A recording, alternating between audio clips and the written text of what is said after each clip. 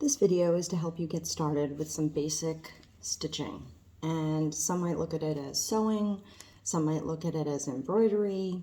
The main thing I want you to understand is that it's a very simple, relaxing, and should never be stressful form of art, because you can always untie the knot.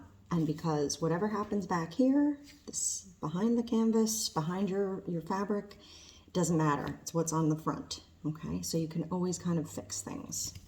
The first thing, and I already made a video for this, is the floop. So just to show you again, you're taking the needle, the eye hole of the needle, and you're taking the string and you're flooping it over the edge of the eye hole of the needle, and you slide it down the edge of the eye hole and you pass it through. This is the best way. And at the top of the needle, you don't want a knot or anything like that. So you want to have yarn, but not like a crazy amount. So I would say like what I call an arm's length. So I'm kind of stretching it back towards my body and it's in my hand here. So have your scissors present. And this first stitch is called the herringbone stitch, and it has 2 steps. So we have these 2 rows, and this is what it looks like when it is nearly finished. So first thing I'm going to do is take the side of the needle that doesn't have a knot. I'm going to make a loop and tie a knot in the back and pull. Okay. And I teach you guys this in 7th grade because it's a really helpful way if you're going to end up taking craft next year. And if you end up taking craft, you're going to build one of these baskets. You'll notice my basket is holding a bunch of things. This is a student basket that was given to me. And this basket is made using the same type of needle. So the first and most basic stitch that you need for any stitching that you're going to do is the straight stitch. So you kind of look straight in a row and make a dash. And you pull nice and gently. Don't rush any of this. That's what makes it nice and relaxing. And then you kind of skip 1 or 2 of the little openings in the fabric and you go across, just like so. And what you want to do is make consistently same size stitches.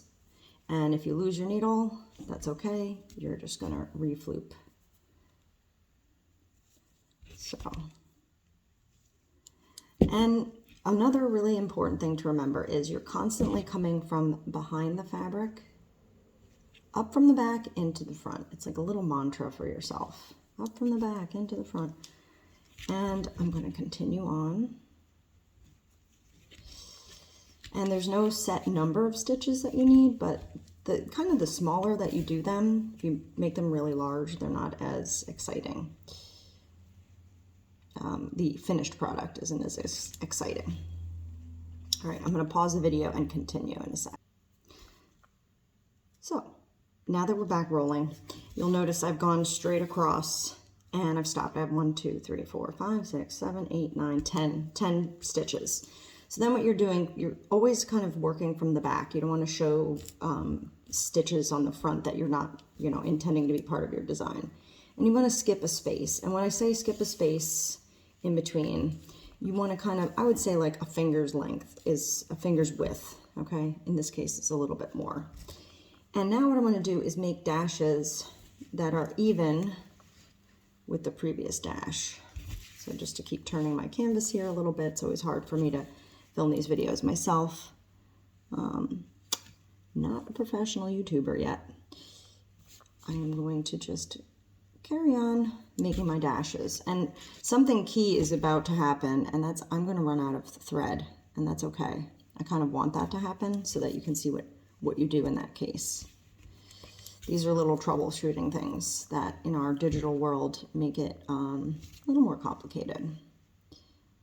And I use this lesson also next year if you take crafts in 8th grade, and you will use it as a decorative way of embellishing a painting.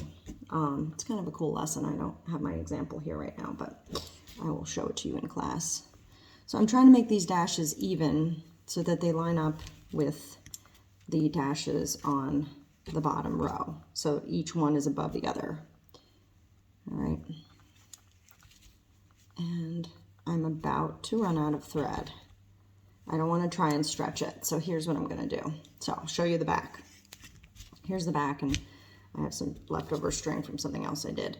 So I could probably make a few more stitches. Let me move this out of the way. What I'm going to do is I'm just going to loop through.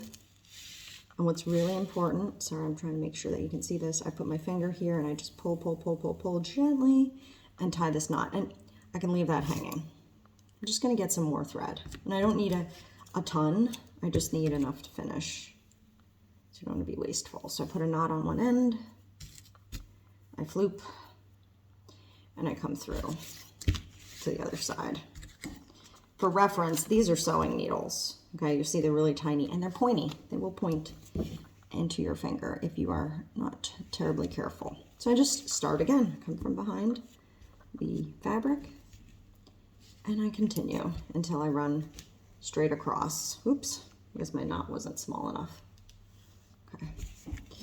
And again, that's what I mean. Like if you are having any difficulty, you can always just cut the string gently and start over. It's a really kind of rewarding and relaxing method of art.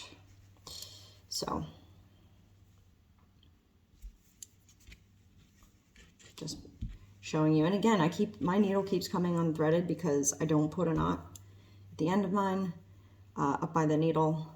I find that it really, oh goodness, I think something just came up through my chat in the middle of my YouTube video. That's all right. That's me. I'm a real person. All right, so now I'm about to finish this row. And you'll notice, and I'll hold this so you can see it, I now have 2 rows of dashes. So I flip to the back.